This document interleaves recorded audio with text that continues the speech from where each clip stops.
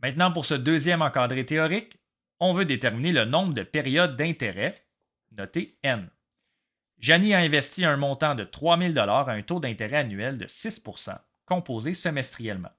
Aujourd'hui, la valeur de son placement est de 4 031,75 Détermine le nombre d'années écoulées depuis que Janie a effectué son placement. Alors, encore une fois, on va déterminer la valeur des éléments qui sont à gauche, donc CN, C0, N et I. Le capital accumulé ici, sa valeur 4 031,75 Le capital initial, 3 000 N, le nombre de semestres, c'est ce qu'on cherche, donc on va mettre un point d'interrogation.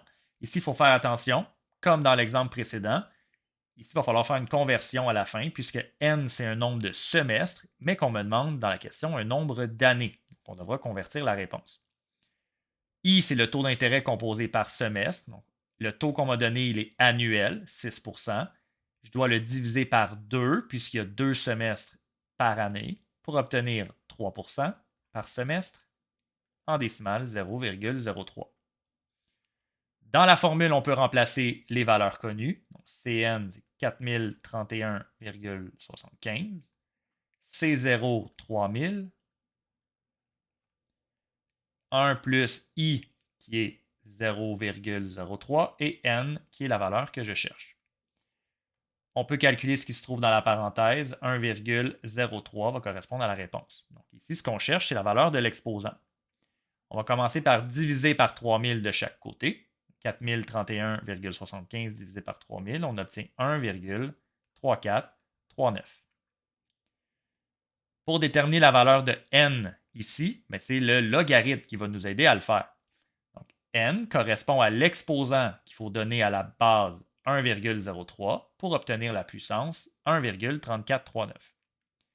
Le log en base 1,03 de 1,3439. Pour effectuer le calcul, on va appliquer la loi du changement de base. Donc, n va être égal au log de 1,3439, qui est la puissance, divisé par le logarithme de la base, qui est 1,03. En effectuant le calcul, on obtient que n égale 10.